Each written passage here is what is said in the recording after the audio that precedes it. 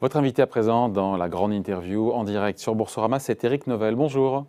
Bonjour. Merci d'être là avec nous en direct sur Boursorama, directeur général France et Europe de Panasonic. On est pile poil dans l'actualité puisqu'un nouveau patron monde, Yuki Kusumi, vient donc de prendre ses fonctions la semaine dernière. Je ne vous l'apprends pas, j'espère.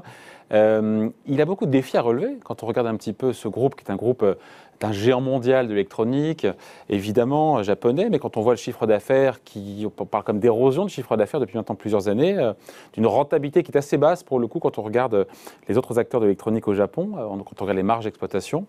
Il y a des défis importants à relever pour ce nouveau président monde de Panasonic. Oui, alors on a un nouveau patron qui s'appelle Monsieur Kusumi et qui remplace Tsuga qui était à la tête de l'entreprise depuis maintenant à peu près 7 ans. Ah, 7 ans, pardon. Qui est un groupe, comme vous le disiez, multiforme. Donc c'est vrai qu'on est dans l'actualité puisque on a non seulement un nouveau patron, mais on a aussi beaucoup d'activités qui tournent autour de l'énergie, donc des batteries On va en parler. dans les voitures, l'aviation, etc. Donc qui sont des secteurs compliqués en ce moment.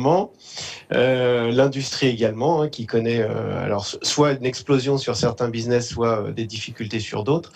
Mais c'est vrai qu'il y a beaucoup de challenges à relever. C'est un groupe qui se réorganise, qui n'est pas à la recherche d'une croissance extrêmement forte et qui a toujours privilégié une restructuration interne plutôt que d'aller sur de la croissance externe et qui va favoriser sur les prochaines années des business profitables qui sont plutôt tournés vers l'industrie et le B2B. Ouais, c'est ça en fait, sa mission, c'est remettre Panasonic, j'ai envie de dire, sur les rails, sur le chemin de la croissance durable, rentable, c'est ça? En tout cas, absolument, rentable. avec une règle stricte, c'est d'abandonner ou de restructurer vraiment de manière sérieuse les business qui sont non profitables. Ouais. Donc c'est un groupe qui a une forte empreinte sur son marché domestique. Au Japon, c'est une entreprise de tout premier plan et qui favorise depuis quelques années son développement sur l'Asie plutôt que sur l'Europe ou les États-Unis. D'où la sortie mi-mars de Panasonic en Europe du secteur des piles, de son activité historique, qui date des années 70, comme on dit, des années 70.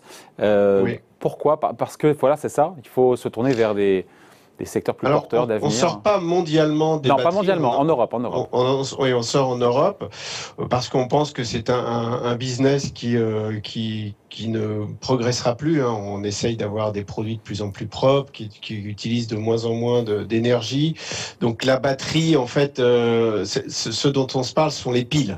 Parce qu'en fait, on a, à contrario, une grosse activité batterie. On va en parler. Et la pile, telle qu'on la connaît aujourd'hui, que vous mettez dans les télécommandes ou vos produits électroniques, c'est vrai que ça va être petit à petit remplacé par des produits plus autonomes avec des batteries rechargeables.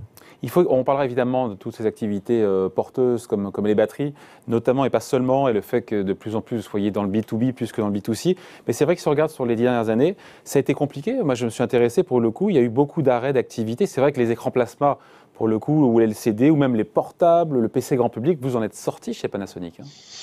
Oui, c'est une entreprise qui a été fondée en 1918. Donc, centenaire, plus que centenaire. Plus de 100 ans, on l'a fêté il y a 2 ans. Donc, comme tout groupe multiforme et multi-activité qui s'est construite à travers les années en démarrant de nouveaux business, je pense qu'il arrive un moment où c'est un groupe qui fait quand même 65 milliards, donc c'est un groupe énorme. Oui. Et forcément, tous les business ne sont pas soit en croissance, soit avec des perspectives d'évolution ou de rentabilité à long terme.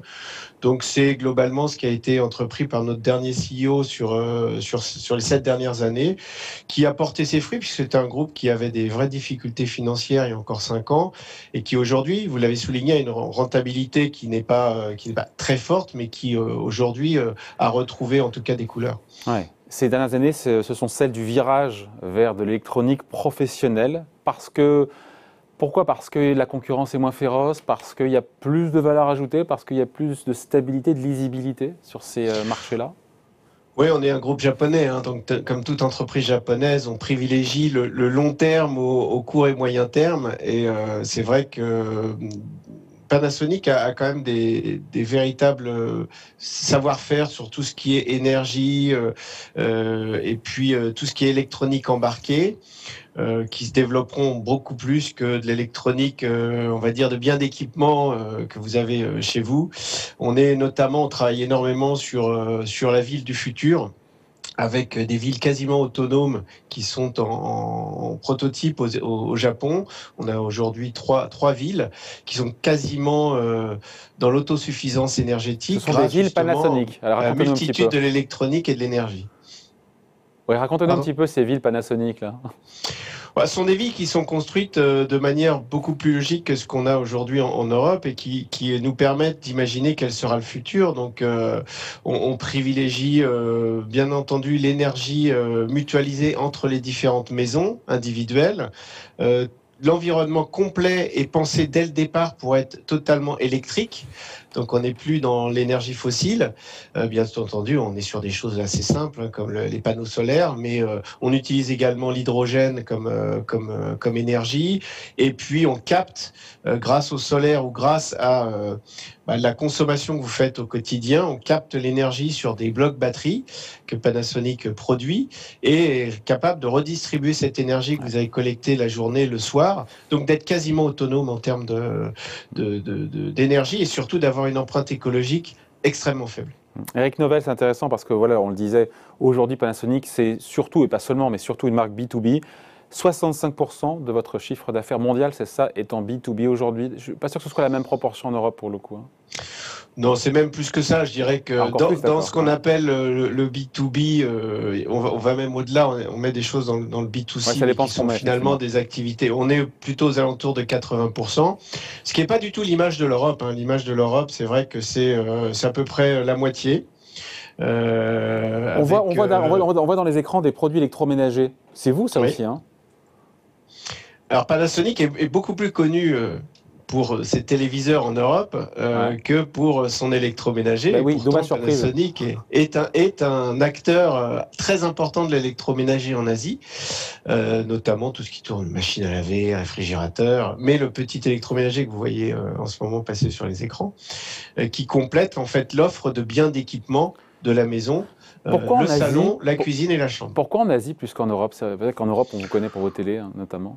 Parce que déjà le gros ménager, vous avez quand même des contraintes logistiques importantes. Donc les produits étaient fabriqués majoritairement en Asie. Or, il faut, pour être performant en Europe, avoir des usines d'électroménager implantées sur le sol européen, ce qui n'est pas notre cas. C'est pour ça qu'on a choisi de ne pas le lancer en Europe. Et quelles sont justement, pendant la crise, on dit que ce sont souvent les activités justement électroménagers qui ont tiré justement le chiffre d'affaires chez vous, notamment en Asie. C'était sur quel produit? C'est comme chez nous? On va plutôt parler de l'Europe. Je pense que c'est important. On a quand même des données qui sont tombées là, puisque une année de GfK qui a été analysé, avec des choses qui sont quand même assez surprenantes, puisqu'on est parti sur un confinement où 90% des commerces étaient fermés, donc un gros coup de frein sur l'arrêt du bien d'équipement, et puis derrière, une envolée de la demande. Les biens d'équipement, c'est à peu près plus 4,5 cette année au global, donc tout ce qui tourne autour de la maison. Et en ce qui concerne les biens d'équipement électronique, que ce soit de l'électroménager, de la télé ou de l'informatique, c'est à peu près plus 8% sur l'année. Donc c'est une grosse croissance soutenue. Qu'est-ce que vous vendez en Europe en électronique grand public aujourd'hui ? Alors on vend encore une partie dans l'informatique, sur des moniteurs, des choses comme ça, bien entendu de la télévision, tout ce qui concerne les casques autour du son, et puis le petit électroménager. Alors on ne fait pas du gros électroménager en Europe, comme je l'ai dit, mais du petit électroménager qui est en très grosse croissance. Dans le petit électroménager, on a la partie beauté et la partie cuisine. Quelques produits qui tournent autour du gaming. Un petit peu de télécom et alors on met ça dans la partie consumer, mais l'air conditionné qui est en plein boom en ce moment également. Et tout ça, ça pèse combien en Europe, en France, sur l'électronique grand public ? En Europe, c'est à peu près 1,5 milliard, 1,7 milliard. Et en pourcentage du chiffre d'affaires ? Pardon ? En pourcentage du chiffre d'affaires en France, aux alentours de 250 millions d'euros. Ouais, et en pourcentage du chiffre d'affaires, pour le coup, pour se rendre compte de ce que ça représente ? On est vraiment à 50% du B2B, ouais, à peu près. Sur les télés, on parle des télés OLED, c'est ça ? Alors oui, les télés, il y a pas mal de technologies de transition. Du LED, mais Oui, il y a l'OLED et le LED. Donc l'OLED est une technologie qui est apparue il y a 3-4 ans, qui est vraiment le premium de la télé. Donc on a On a choisi cette technologie qui nous semble être la plus qualitative. Et on entre petit à petit, puisque c'est vrai qu'on a besoin aussi de se projeter sur des nouvelles générations de télé, des télés qui deviendront potentiellement transparentes avec cette technologie évolutive. Vous fabriquez vous-même, Eric Novell, vos écrans télé, ou vous les faites fabriquer par des fournisseurs tiers, tout en les commercialisant évidemment sous votre propre marque? Alors, on a une usine de fabrication pour toute l'Europe qui se trouve en Tchécoslovaquie. Donc, comme tout fabricant d'électronique, on ne fabrique pas tout, notamment la dalle mère des téléviseurs qui sont sourcés. Ça, pour le reste, tout ce qui tourne autour de l'électronique, oui, on fabrique l'ensemble de nos composants. Mais pas la dalle. Et on les assemble. Ouais. C'est important d'en parler parce qu'on parlera juste après vous de Tesla. Vous êtes dans le top 3 mondial, Eric Novell, de la production de batteries électriques. C'est votre plus gros client, Tesla, ou il n'y a pas que C'est un gros client. Pour le plus gros client, je ne sais pas. Non, mais c'est un gros client dans l'univers de Tesla, c'est un client important. Ça nous a permis, alors même si Tesla, par sa croissance, a dû aujourd'hui trouver d'autres partenaires, puisque la production est tellement importante et la demande est importante qu'on n'est pas capable de répondre à l'ensemble des sollicitations. Mais c'est vrai qu'on a pendant très longtemps été le seul fournisseur de Tesla, ce qui est quand même l'élément essentiel de la valeur du véhicule, sa capacité d'autonomie et sa capacité à délivrer justement une recharge très, très avancée par rapport à ce qui existait sur le marché.